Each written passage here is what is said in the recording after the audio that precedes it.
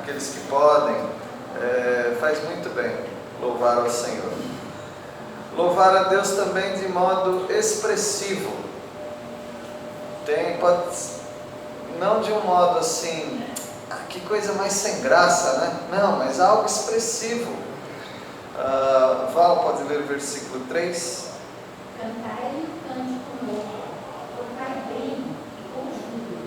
Tocai bem, se dá para tocar bem, se está aprendendo aí, né? Mas se der para tocar bem, se der para cantar bem, é muito bom, porque as pessoas pagam muito dinheiro para ver gente que canta bem, não pagam?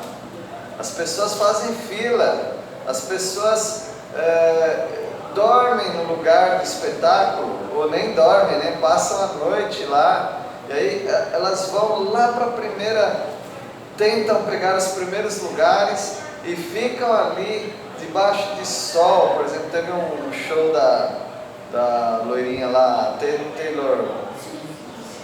Sabe, né? Como é que fala? Swift.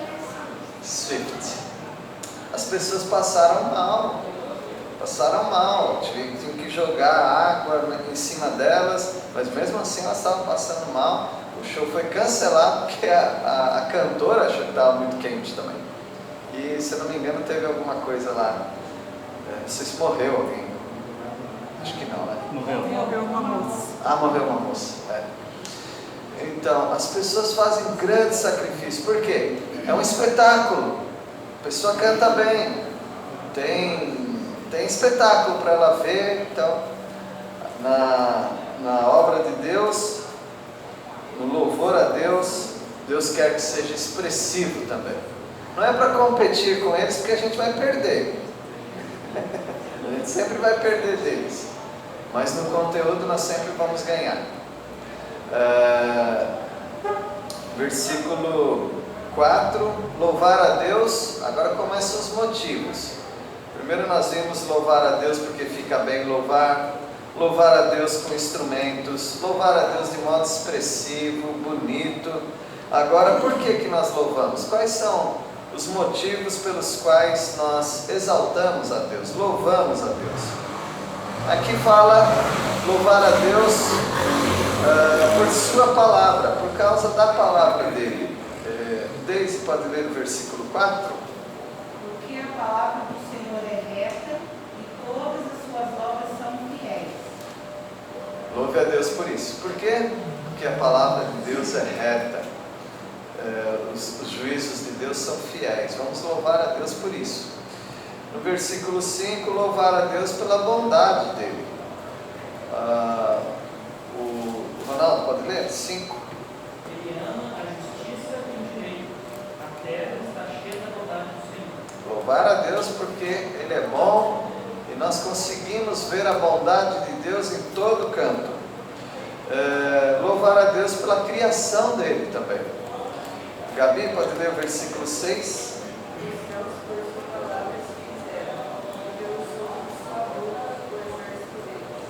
O exército são as estrelas.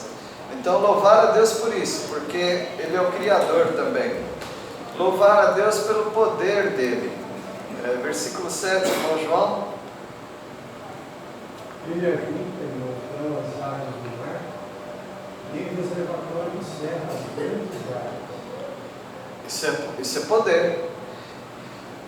Quem aqui consegue, com a palma da mão, né, empurrar a água assim? Fica aqui a água, paradinha aqui. Alguém consegue? Não. Ninguém consegue fazer isso. Mas Deus fez, só com a palavra dele. A água vai para esse canto, apareça a terra seca. Deus pode fazer isso. Deus colocou limite nas praias. Inclusive os litorais paulistas estão sofrendo por isso. Por quê? O limite está avançando. Então eles têm até medo de perder a orla marítima. Aquele monte de prédio que eles quiseram construir mais próximo ao mar, está chegando ali. Então, Deus coloca o limite no mar, Deus separa as águas em montão, em reservatório, as grandes vagas, ondas, quantidade de água. Isso é poder. Então nós podemos louvar a Deus pela palavra dEle, podemos louvar pela bondade dEle, pela criação e pelo poder de sustentar tudo isso. Então é um prazer louvar a Deus. Agora nós vamos ver outro prazer. É o prazer de crer que Deus nos fez e controla tudo. Deus controla tudo. Hoje nós ouvimos um testemunho e nós só podemos lembrar disso. Deus está no controle de tudo, de todas as coisas. Deus pode levantar uma instituição, um povo, mas Deus pode derrubar também. Deus está no controle de tudo. E como é o controle de Deus? Nós vemos que o controle de Deus é universal. Agora eu vou pular um pouquinho para essa aula. Joãozinho, versículo 8. Que a terra inteira tema Yahvé, temam-no todos os habitantes do mundo. Universal. O controle de Deus está sobre todo mundo, todas as nações. Se uma nação é muito arrogante hoje, amanhã Deus pode derrubar. Sempre foi assim na história da humanidade. O controle de Deus está na palavra dele, aquilo que ele fala, na ordem dele. E dele, versículo 9.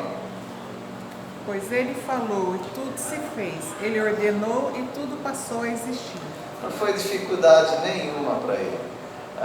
Algumas pessoas que querem crer na Bíblia, mas querem crer também na chamada ciência da evolução, elas ficam tentando explicar a criação, que levou bilhões de anos. Deus falou isso, aí ele deu início a um processo evolutivo. Bobagem! Não teve processo evolutivo nenhum. É como se Deus não tivesse tempo para isso. Deus não tem tempo para essas bobagens. Deus queria criar o mundo e criou em 6 dias. Pronto. 6 dias, estava tudo feito. Nada mais se criou. Deus não tem criado mais nada. Os 6 dias foram suficientes. Versículo... Você viu? Foi o 9, né? O 9. Deus falou e veio à existência. O controle de Deus não respeita os pensamentos humanos. Talvez você pense, não, isso é impossível. Por que é impossível? Deus não respeita esses limites humanos. O controle de Deus é absoluto. Ele pode mudar uma coisa da noite para o dia sem problema nenhum. Versículo 10. Tânia, pode ler? O Senhor frustra os desígnios das nações e anula os interesses dos povos. Uma nação pode ter tantos planos, né, irmãos? Uma pessoa pode ter tantos planos. Tiago fala isso.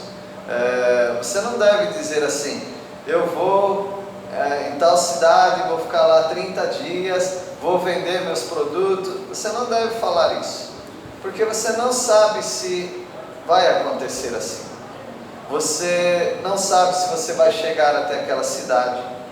Você não sabe se você vai ter clientes naquela cidade, se os negócios vão dar certo. Você não sabe se você vai voltar de lá. Então Tiago fala que você não pode controlar a vida da maneira como você pensa. Agora, vamos fazer planejamentos, mas sempre dizendo, porque Tiago ele abriu para nós essa possibilidade. Você pode fazer isso, mas o que você tem que fazer?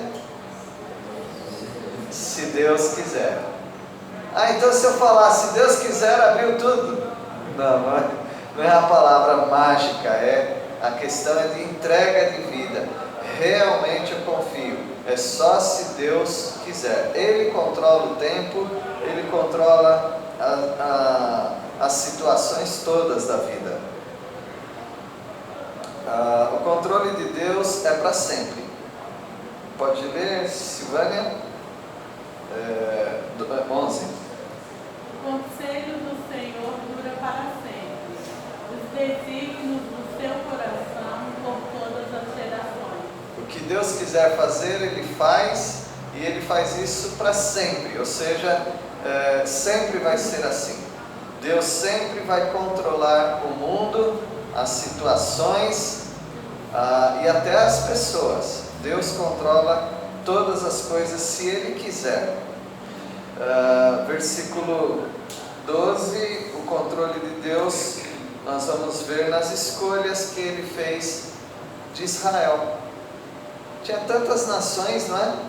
Aliás, Israel nem existia. Deus teve que formar uma nação para escolher a nação. Mas tinha tantas nações e Deus escolheu uma, a nação que Ele chamou de Israel. Duda, você vai ler versículo 12? Feliz a nação cujo Deus é o Senhor, e o povo que Ele escolheu para a sua herança. O povo que Ele escolheu para a herança dele é Israel. Então não adianta colocar adesivo no carro, feliz a nação cujo Deus é o Senhor, porque não é a sua nação, é só a nação de Israel. Mas eu estou orando por isso. Não adianta orar, Deus já fez a escolha dele. É uma nação nesse mundo, é a nação de Israel.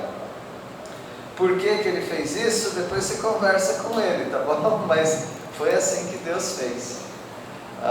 Versículo é o controle de Deus. O controle de Deus inspeciona os homens. O que é inspecionar? Alguém poderia me dar para todos nós uma definição? Inspeção. Deus inspeciona. Conferência a fundo. Conferência a fundo. Tem essas indústrias que eles têm uns padrões, né, de qualidade. ISO 9000 e alguma coisa, 9002. É padrão absoluto. Umas que não tem esse padrão, então vai passando algumas coisas, né? Por exemplo, um brinquedo, né?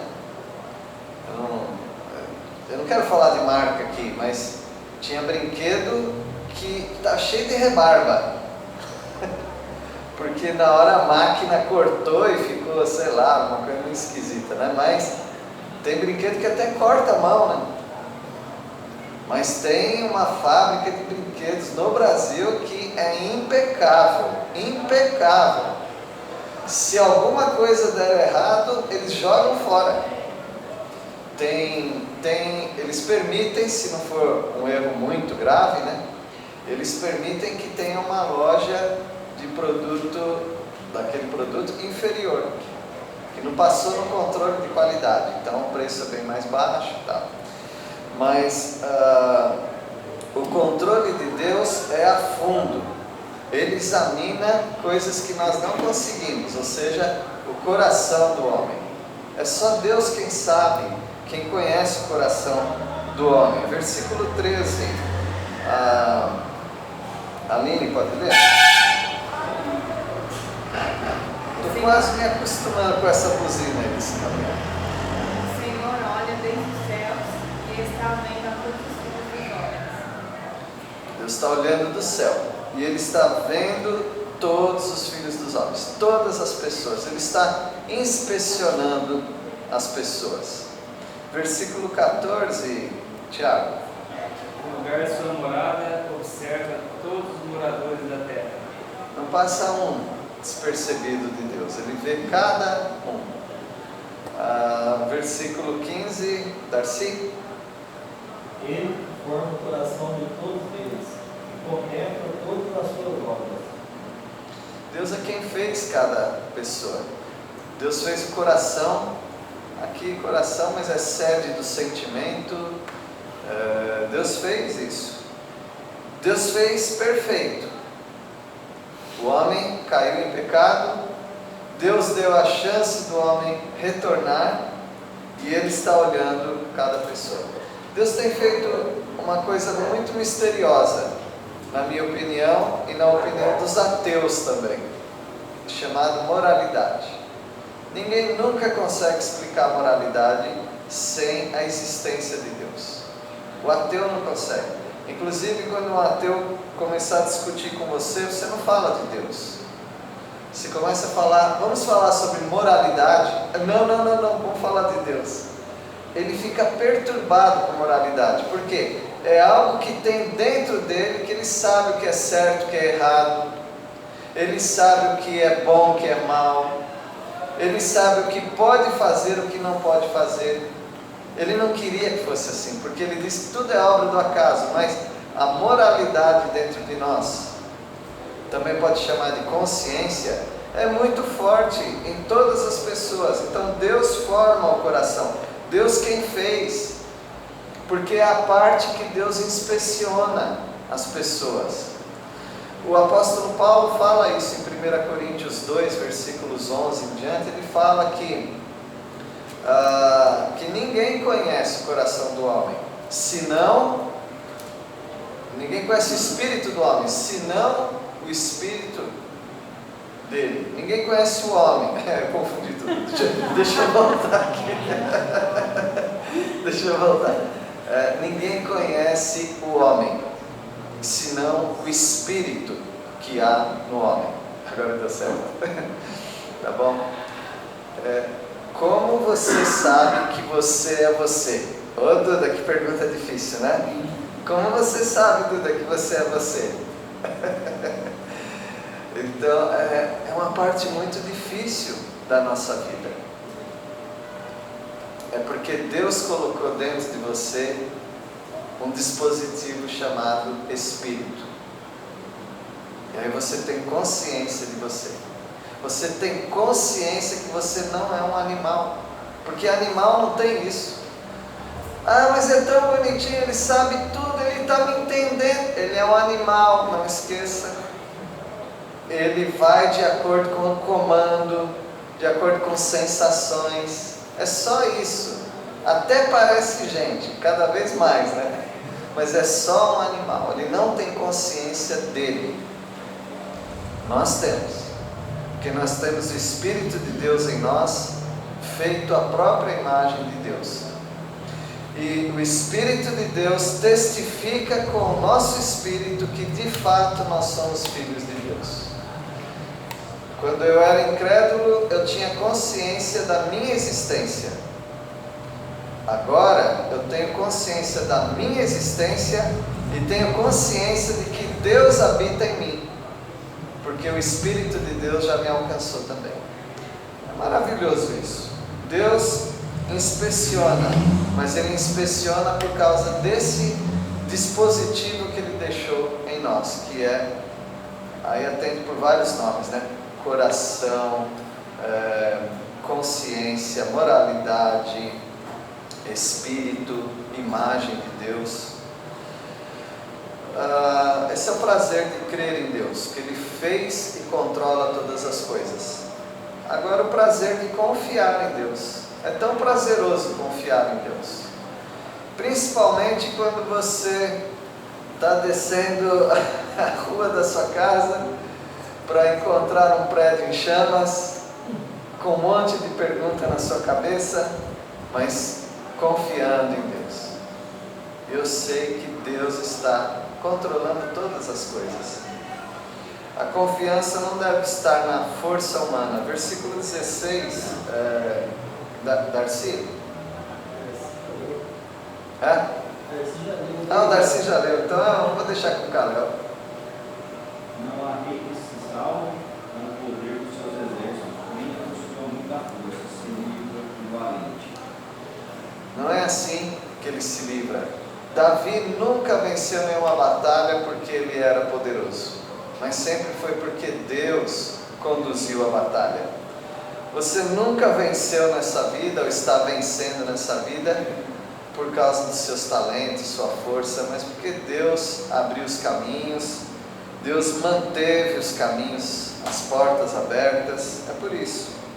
Então é um prazer confiar nisso, que não é por minha causa, não é por mim, por minha força, mas é por Deus. A confiança não deve estar na força sobre-humana. Então veja, a sua confiança não deve estar na força humana, na sua força, mas a sua confiança também não deve estar na força sobre-humana. Isso é importante, porque um cavalo, por exemplo, é mais forte que você, mais forte do que eu. Então é uma força sobre-humana, além da força humana. Mas a sua confiança não deve estar nisso também. Versículo 17. Pode ler, pastor João. Cavalo é vã esperança de vitória, apesar da sua grande força, é incapaz de salvar. O cavalo não pode livrar. Alguns cavalos realmente são muito bons, eram muito bons, mas o cavalo não pode livrar. Uma vez eu estava numa exposição em Brasília, eu e minha esposa, do exército. Entrei em tanque de guerra, tirei foto, foi muito bom aquele dia. E aí é algo curioso, né? Eu apaixonado pelos tanques de guerra, canhões e tal, minha esposa se apaixonou pelo cachorro. Aí então nós fomos perto do cachorro. Ele já rosnou pra gente e tal, mas ele controlou. Daí a gente conversou com o soldado, né, sobre o destino do cachorro. Então aí ele falou, não, o cachorro ele tem um tempo, né, de serventia no exército. Depois ele fica velho, ou já deu o tempo dele. Aí ele falou que eles doam, né? Eles doam, mas ai de quem pegar o cachorro. Tem um monte de burocracia para quem pegar um cachorro do exército, né? Então é seu, só que você está cuidando de um patrimônio do exército brasileiro. Então ele estava explicando essas coisas.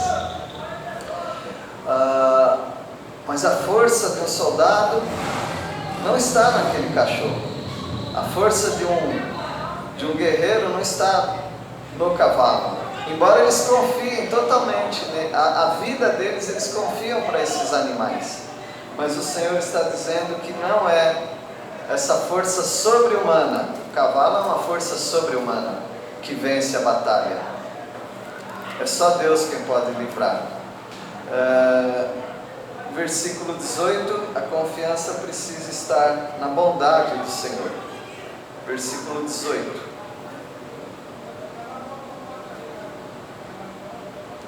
Desculpa. A irmã Simone, por favor. Eis que os olhos do Senhor estão sobre os que o temem, sobre os que esperam na sua misericórdia. Às vezes a Bíblia traduz bondade, misericórdia, né? Mesma coisa. Então a nossa confiança precisa estar na misericórdia, na bondade do Senhor. É só por isso que você tem vitórias. Algumas vezes eu pensei que minhas vitórias fossem esforço próprio. Eu acredito que todos vocês já pensaram nisso também, né? Porque a gente começa a achar que está dando tudo tão certo, então deve ser eu. Mas não, nunca foi você. Sempre foi o Senhor. Versículo 19, eu vou passar para o Neto. O João já leu, né, João? Versículo 19. A nossa confiança deve estar no livramento do Senhor. É Ele quem nos livra. Pode ler? Para livrar-lhes a alma da morte e, no tempo da fome, conservar-lhes a vida. É um prazer confiar nisso. Confiar que o livramento vem do Senhor. O livramento vem do Senhor. Todos aqueles que já passaram em momentos quase morte, ou que poderia resultar numa morte, você sabe que naquele momento você não podia fazer absolutamente nada. Você estava totalmente entregue e o Senhor ou levou a pessoa, ou o Senhor poupou a pessoa. Mas sempre é o controle de Deus. A confiança é que o Senhor controla a minha vida. Que não vai cair uma folha da árvore sem a permissão do Senhor, ou sem que o Senhor saiba. Então, mesmo que você esteja apavorado com alguma situação, Deus sabe. E é tão prazeroso confiar nisso, porque tira 200 quilos das suas costas. Você não consegue ter controle da sua vida. No versículo 21, diz que a confiança tem que estar no nome do Senhor. Dona Zenita, já leu? Não lembro. Pode ler? 20. Nossa alma espera no Senhor, nosso auxílio e Sim. Então a confiança deve estar em Deus, que é o nosso escudo. Então às vezes nós queremos usar algo que fura fácil. Por exemplo, um guarda-chuva parece um escudo, mas ele não serve como um escudo. Mas o Senhor tem um escudo para nós. Ele é o nosso escudo. A nossa confiança precisa estar no Senhor, no nosso escudo. E a nossa confiança precisa estar no nome dEle. Pode ler, Gustavo? 21. Nele o nosso coração se alegra, pois confiamos no seu santo nome. Confiamos no nome do Senhor. Então nós estamos totalmente seguros nesse nome. E a nossa confiança precisa estar na misericórdia do Senhor. Nós já vimos misericórdia e bondade, 3 vezes nesse salmo. Versículo 22, o Rafa. Pelo amor do Senhor, condições de esperança. Isso, seja sobre nós, Senhor, a tua misericórdia, como de ti esperamos. Nós esperamos no Senhor. Então é um salmo prazeroso. É um salmo que fala do prazer de louvar a Deus, do prazer de crer em Deus, que controla tudo, e o prazer de confiar no Senhor. Que os irmãos tenham esse prazer na sua vida e que continuem louvando ao Senhor, confiando no Senhor, crendo nele. Vamos orar? Deus, o Senhor é o nosso Pai, aquele que cuida de nós com tanto amor. Nós louvamos ao Senhor porque podemos crer, louvar e confiar em Ti. O Senhor nunca nos decepciona. Obrigado, Pai, por essa confiança que está crescente em nossas vidas. Nós oramos em nome de Jesus. Amém.